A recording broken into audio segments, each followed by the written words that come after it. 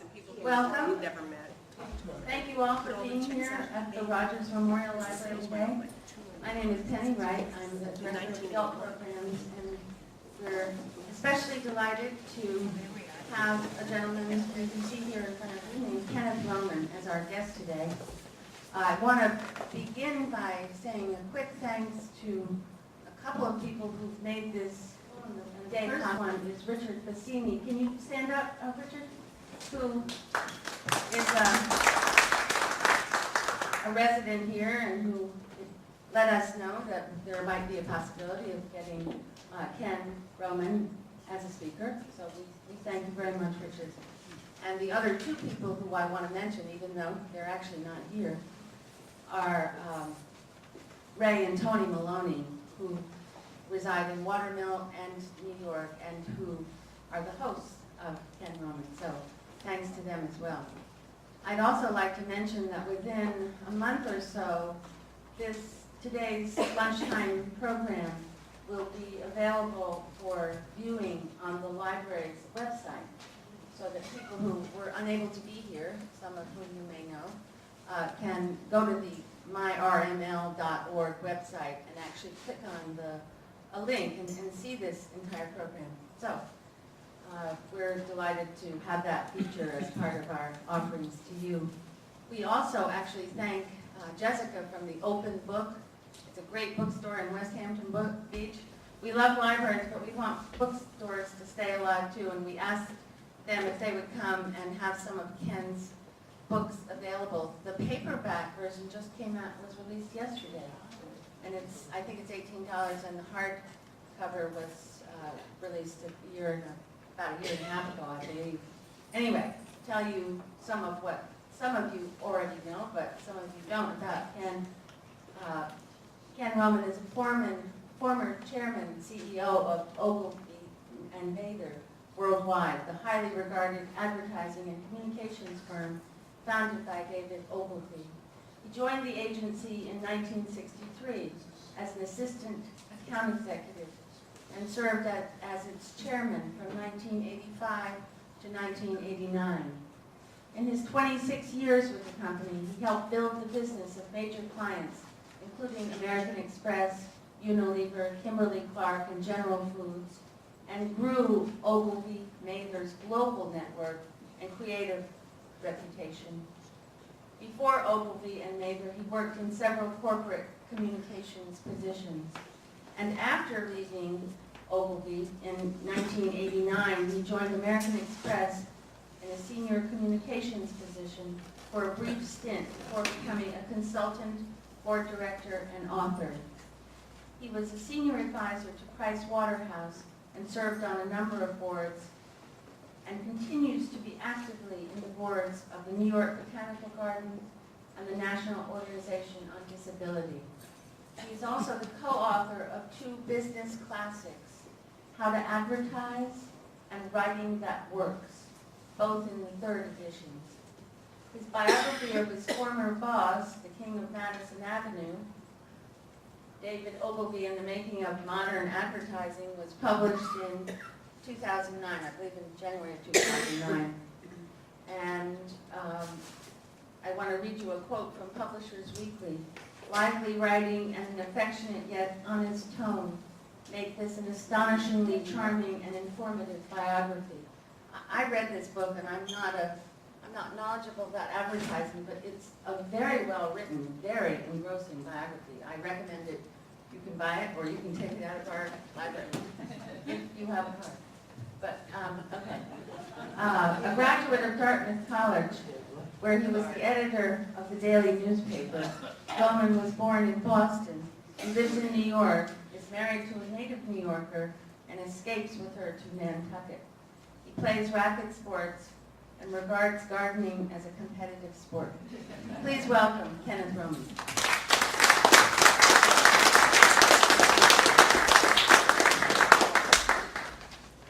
Can you hear me okay? Yes. Penny, that was very generous. Thank you very much. I love the looks of your library. Penny's promised me a tour after lunch, so I'm going to go do that. Thank you very much. for inviting me. It's really a privilege to be here, and I love being in libraries.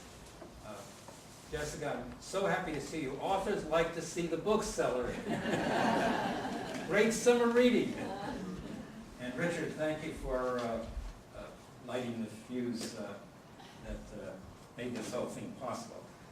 And Penny wants me to sit here so she can get me on the camera. Now look, is there anyone here who has not seen or isn't aware of the show Mad Men? Raise your hand. Because it's the cable series now going into its 4th season in July, about a fictional agency in the 1960s where the men, there weren't any women around, smoked, drank, and preyed on women. David Ogilvy, a lot of my reviews and interviews have called David Ogilvy the original Mad Men. So I got a friend of mine, John Emerling, ex-Young and Rubicam, did a poll of 101 YNR alumni of the period. Said, what was it really like back then? Were they like the people in that show?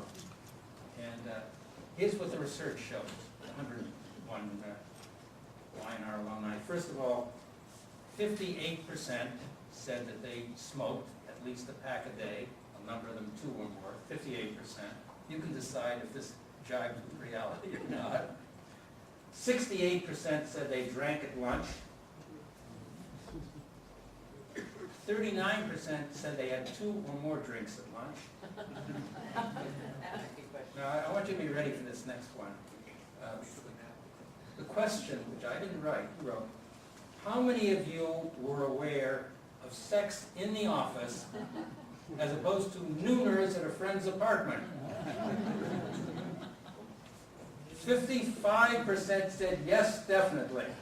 They knew, and 18% said were aware of strong rumors.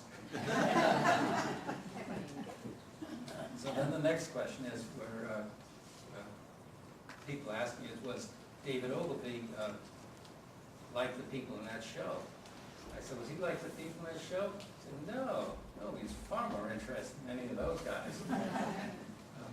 He smoked, didn't smoke cigarettes much. He smoked pipes and he smoked cigars. He was a moderate drinker, except when he had to fly, and he hated, he was terrified of flying. He had to pour himself on the plane. And he, as a matter of fact, he didn't even approve of the drinking in the agency. Somebody came into his office one day and said, and asked where his secretary was. I said, I don't know, she's probably across the street at Ratazzi's fornicating with copywriters.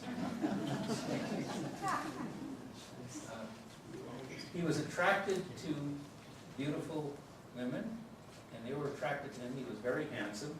He was married 3 times, and whatever he did on an extracurricular basis, he was very discreet about all of that. But he was a theatrical character.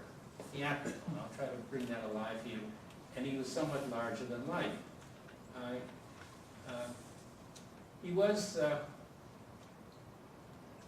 the most famous advertising man in the business, famous advertising man in the world. He was the most important man in the business, and I'll try to bring that alive. And as I say, he was the most interesting. When I joined Ogilvy in May of 1963, he was still around. He was famous, and I was a really, really junior guy.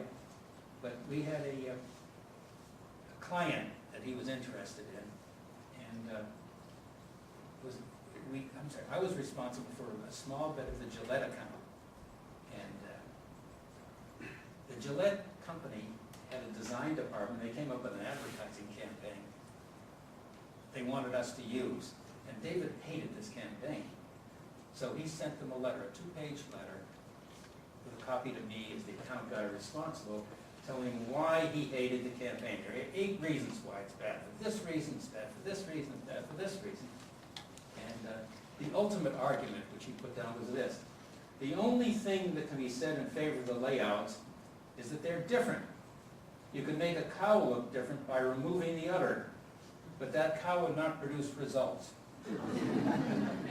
Well, I had never seen a letter like that. I mean, one might, if you don't throw it away, when you can't file it, what do you do with it? Just keep it. So you put it in my bottom drawer, and by the time I left 26 years later, I had a lot of letters.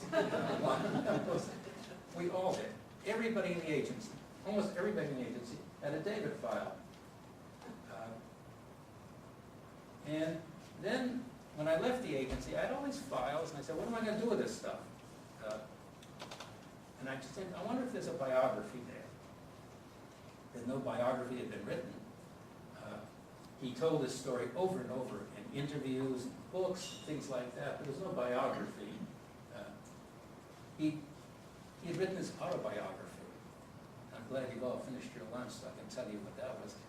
The title was Blood, Brains, and Beer. The title came from his Scottish father, who insisted that every day he have a glass of raw blood for strength, calves' brains 3 times a week for mental acuity, washed down by beer. And as he said later, he said, the book was a bust, the title was repulsive, and so was my ego. So he had a good sense of that. But I said, you know, what could I do? What could I do that hasn't been done, that he hasn't told? I said, well, I could do 2 or 3 things. I could sort of bring alive his idiosyncratic personality. I could try to place him in advertising history. You know, how important was he? And I could give you a sense of his quotable brilliance. I did a lot of research. I did about 120 interviews, personal interviews. I went to libraries, including the Library of Congress. He had 30,000 papers in the Library of Congress, and I went through them, all of them. His brother-in-law was a pretty famous advertising man named Rosser Reeves, who came up with a concept called the USP, the unique selling proposition. And they were brothers-in-law, but when David came over, sometimes he was Rosser's, sometimes he was his student, sometimes he was his friend, sometimes he was his rival, he was his brother-in-law. It was a very complicated relationship, and they were always putting each other down. So Rosser wrote a book called The Reality in Advertising. And one day he said to David, David, I've given my papers to the Wisconsin Historical Association. And David said, that's wonderful. I wish I could do that, but I can't. He said, why not? He said, I've given my papers to the Library of Congress.